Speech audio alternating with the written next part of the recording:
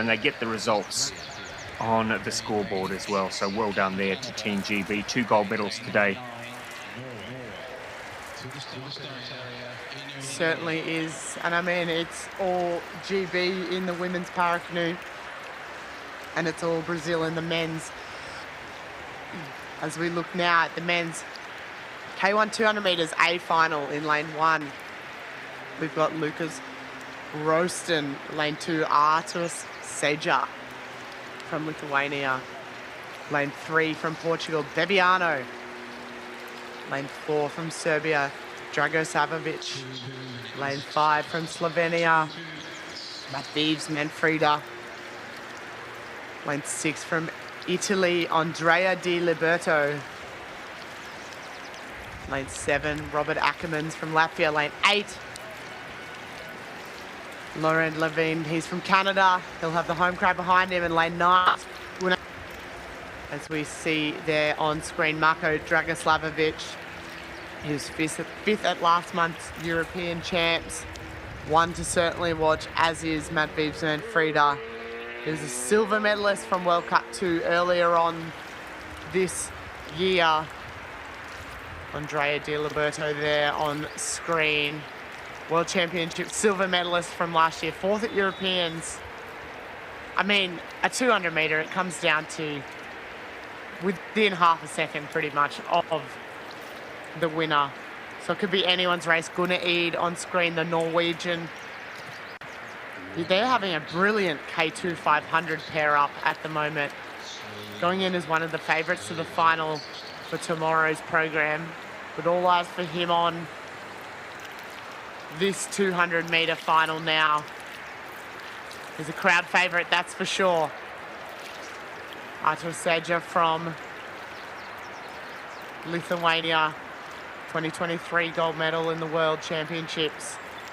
So wow, some highly credentialed paddlers in this men's K1 200 metres. Yes, sure are. And this is one of the toughest races to call, the 200 metres, because it's just all over so quick and they're so fast. And any one of these athletes could win. SEJA in lane 2. I mean, he's won plenty of gold medals. Di Liberto's been fast all week.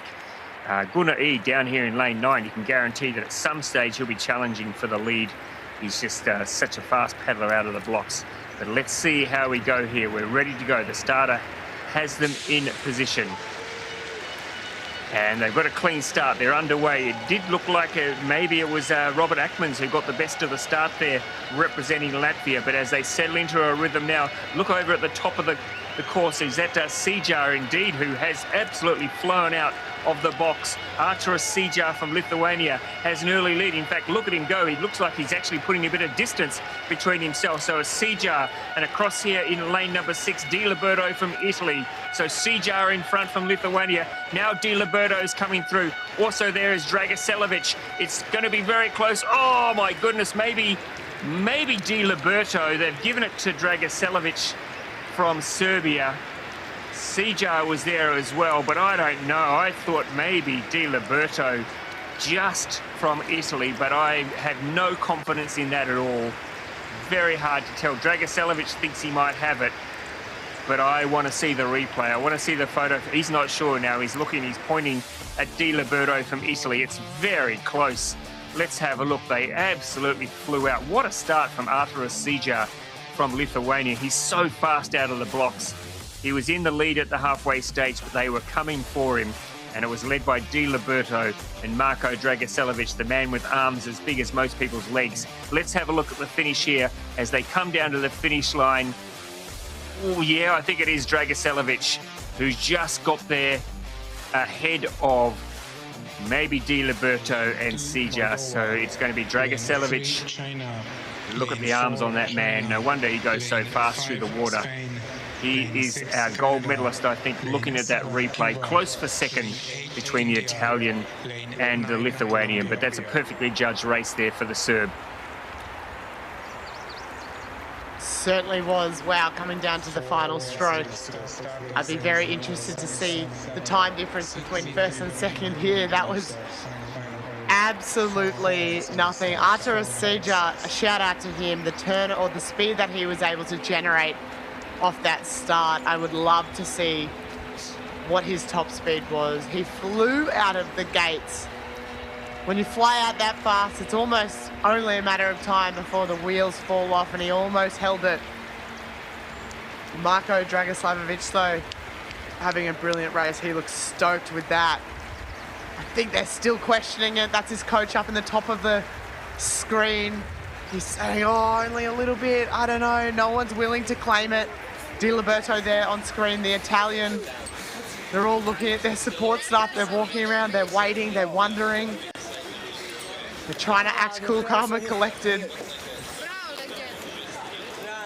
We might hear from Marko in just a little while, but wow, what a brilliant race. And these 200-metre paddlers, the speed that they're able to generate, the force that they put through the strokes, something that's incredibly impressive. We spoke about gym work earlier, and these guys are certainly in the gym a lot. And a lot of these guys cross over as well into the K2 and K4 500-metre events. It's been a great way for the 200-metre paddlers to line up in team boats, the K2 and K4 500s.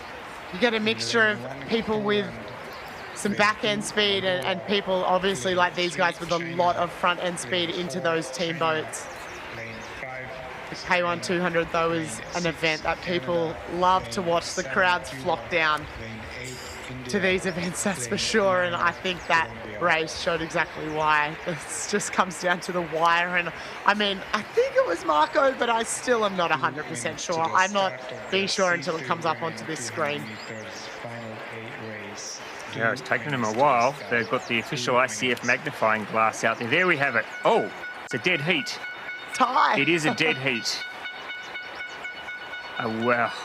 Unbelievable. So, there we have it.